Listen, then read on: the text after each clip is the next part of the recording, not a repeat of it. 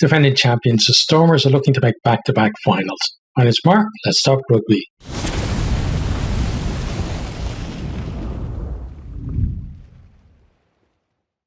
Stormers versus Connacht is the first of the Euro C semi-finals.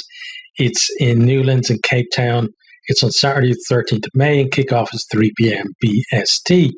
We'll start with a look at the Stormers team. So fullback is Willemse, right wing Davids, centres Nel and Duplessis, left wing Zas, halfbacks Lebok and Yanchis, front row Kitsoff, Weber and Malherbe, second row Dixon and Van Herden, back row Engelbrecht, Daimani and Roos. The bench then Kotze, Vermark, Fouche, Evans, Teunison, De Wet, Jean-Luc Duplessis and Feinberg and Ngomazulu.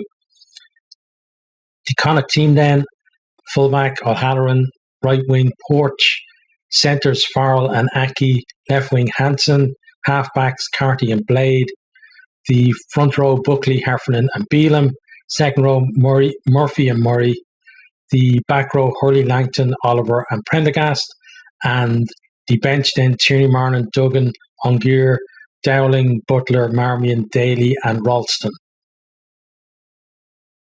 Okay, so team news. For the Stormers, they made two changes from the team that beat the Bulls in the quarterfinals.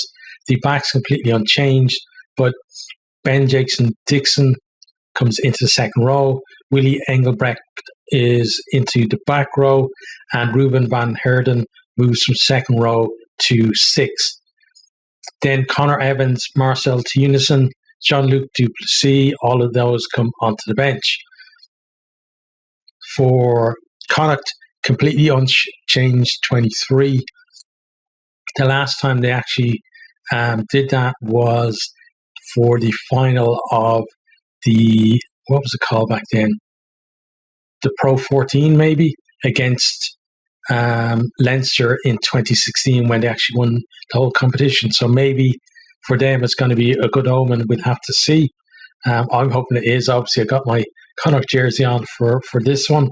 But I'd say two great teams in this one. Head-to-head then, they met way back in round two in September. Just actually when my channel was starting out, like the second week or something of my channel. So it seems so long ago back then in my crappy kitchen in Dublin. But anyway, back to this game. So it was Stormers 38-15 in that one. Stormers led 14-8 at half time. They got an early try through Roos. Tierney Martin got Connacht's try just before half time to give them some kind of hope of comeback in the second half. But then Lebok's penalty stretches that out to 17-8 fairly early in the second half. Bundyaki then gets sent off on 60 minutes. Stormers go on to score 3 tries in the last 20 minutes.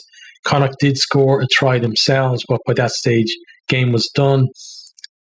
And Teunison's bonus point try came with a clock in the red. It was about 83rd minute or something that he scored to get that full match points for the Stormers. I think that, Bunyaki's red card, it didn't affect the outcome of the game in terms of who was going to win, but I think it did affect the margin of the victory, and I expect it to be closer tomorrow. In terms of stats then for the season, Stormers finished third, Connacht finished 7th. Points scored 531 to 456 for the Stormers. Tries scored 69 to 65. You can see in terms of tries scored a bit closer than the points difference there. Really, Stormers getting a lot more from the boot than Connacht, although it was obviously Carty's boot that actually won the game against Ulster, all the points coming from him. Offloads then 201 from Stormers to 118 from Connacht. So, you expect the offloads to be coming from the Stormers tomorrow. Meters gained then 6,491 to 5,929. So, fairly big advantage to the Stormers in that regard. Defenders beaten 299 to 249. So that's a difference of 50 over 18 game season. So, somewhere between 2 and 3 defenders beaten per game, which, won't be that much, of a big difference between them. I'd expect actually the gap to be bigger than that tomorrow in favour of the Stormers. Clean breaks then 124 to 76. So Connacht not making that many clean breaks compared to almost anyone else in the URC. And Stormers, fairly high up there on that stat. But then tries per break, only 0.5 for the Stormers and 0.86 for Connacht. So Connacht, they're going to kind of have to maintain that kind of level. Every break that they make, almost they're going to have to be scoring a try against, what is a fantastic Stormers team to have any chance of pulling off yet another upset in this one. Defence then, 391 points conceded from the Stormers, 426 from Connacht, so much closer on this stat. Tries conceded up 48 for Stormers and 58 for Connacht. Tackles made 2599 for Stormers, 2878 for Connacht, and then tackle success 80% versus 90. So Connacht with the better defence in terms of front line, at least. Total tackles missed 310 to 282. So Connacht are going to have to make Stormers miss a lot of tackles tomorrow again, I think, if they're going to have a chance. But if Stormers can produce somewhere close to that, I think they're probably going to come out on the win. Turnovers lost then 238 for the Stormers and 215 for Connacht. That Connacht back row are going to look to turn over as much ball as they can. Stormers, though, are not shy about going after your ball at the breakdown either. Kicking then, 103 kicks at post for the Stormers to 79 from Connacht. That game against Ulster was kind of not really the way Connacht normally played. They normally don't take the 3 points, but maybe now it's not get rugby, they're going to do the same again. So maybe it's going to be closer in terms of how many kicks at least they take at goal tomorrow. Penalty scored 25 to 14 and conversions 53 to 40. Manny Lebach, I have to say, has been excellent this year for the Stormers from the tee. All-round play good, but from the tee he's been, very, very solid for them. Drop goals scored then, one each. Very few drop goals actually scored this season, but when you get to knockout rugby, that's where, you're more likely to see it. Team, only a couple of points down and, running out of time, they might go for the drop goal to maybe nick it.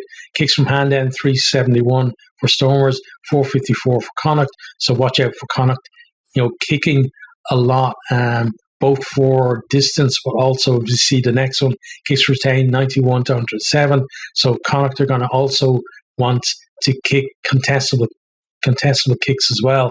Get their guys up there, especially the likes of Mac Hansen getting up there and competing and trying to win the ball back and set a platform up that way. And also they're going to want to move that back three of the Stormers around as well. Kick meters then 10,684 for the Stormers, 15,072 for Connacht. Huge difference there. Again, watch Connacht. They're not just going to try and kick long just for the sake of it. They're going to want to try and manipulate that back three, create space, kick into the space. They've generally got good kick chase, and then they're going to mix it up as well, I think, with some contestable kicks. Although towards the end of the Ulster game, they could have done with kicking longer. They were kicking the contestables within maybe like 15 meters of where they were kicking it from, when they should really had been looking to hold on to the ball and maybe run the clock down, or either kick long and try and run the clock down. In terms of then discipline, 12 yellow cards for Stormers this year to 10 for Connacht. So, not terrible for either team. One red card each. As we mentioned earlier, the red card for Connacht actually came against the Stormers for Bundyaki. Penalties conceded 172 to 189.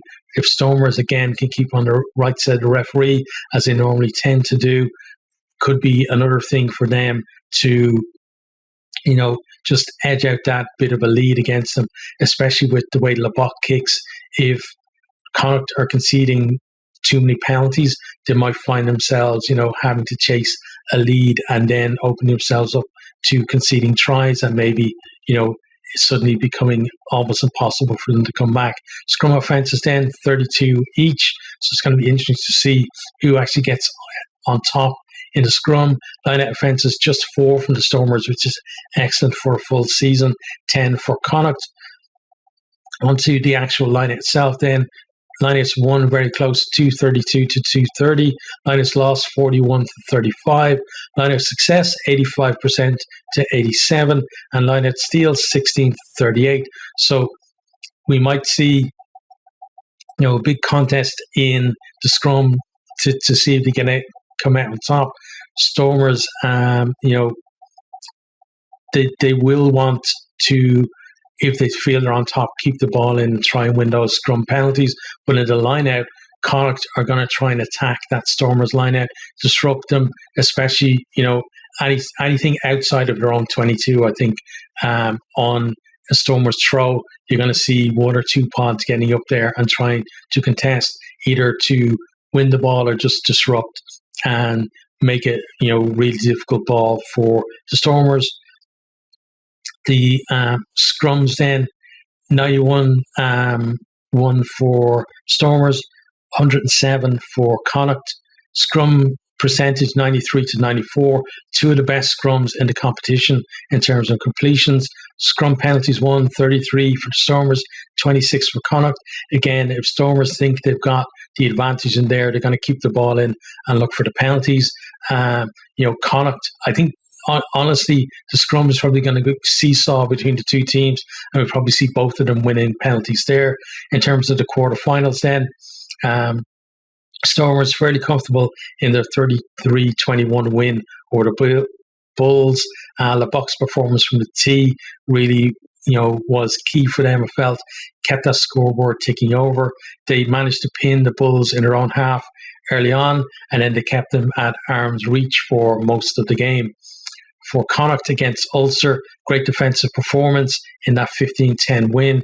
Cooney's penalty on 20 minutes gets Ulster ahead, but Connacht did really well, to keep them scoreless for that long. Then 3 penalties from Carty sees Connacht lead 9-3 at half time. They stretched the lead early in the second half with another penalty. That back row of Hurley, Langton, Oliver and Prendergast were outstanding, and Hurley Langton, I felt, was the pick of the bunch on the night. The backs weren't great, and they probably need to step up against the Stormers in this one. In terms of what the two caps have been staying, so John Dobson, head coach of the Stormers, said, thrilled to be hosting another home semi-final, want to repay the incredible support that they've received, all the people that have come out to the games. I know, you can look at the, Newlands and think, it's not full or whatever, but it's still a big crowd in there compared to a lot of the other URC grounds. That is a massive crowd that are turning up, and it's great to see that. It's great to see South Africa, really embracing the URC. I think actually more than some of the existing countries or fan bases that are already in there. So it's great to see South Africans really getting into it. Obviously, success helps as well, but John Dobson, though, also said, disappointing to be missing Ori and Furi, but he's got confidence in the players who are coming in, and it will be another great occasion. Andy Friend, then the head coach of Connacht, this could be his last game with them, and I think, nobody thought that there would be somebody who would have the same impact that Pat Lam did, back in 2016 when they won the whole competition. But I think Andy Friend probably leaves an even bigger impression. May not actually leave a trophy, that's still yet to be decided. But I think, a lot of people respect what he's done for Connacht, and he's really going to be missed for them. But he was saying last Friday they were underdogs, and there'll be no difference again against the Stormers. Inside the squad, there's enormous belief in their abilities. Having the same 23 is a great testament as well to the players' toughness, having come through that game against Ulster unscathed. It's a huge game to take on the defending champions in their own backyard, and they're very excited about the game and the opportunity that it presents. In terms of my opinion on this one, I think Stormers, they've got to be confident. It's a home semi-final for them. They're the defending champions. I think they're really going to stretch Connacht and try and go after them in the set piece, especially the scrum. But again, I think Connacht are maybe going to return the favour and go after their line-out. But again, remember, Connacht have a strong scrum as well. From Connacht's point of view, then, absolutely they're going to be underdogs. I don't think anybody, even the most fervent Connacht supporter, that you're not going to be the favourites going into this one. It's probably is their biggest game since that 2016 final when they won against Leinster and took the title.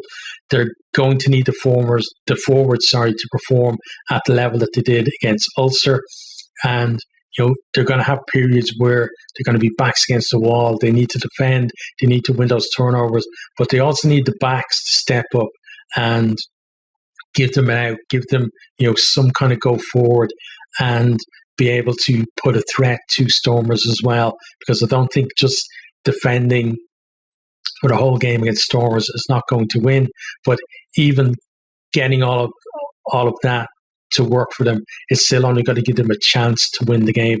I'm definitely going to be supporting Connacht in this one, but I do think that the Stormers are going to win. I absolutely hope I'm wrong.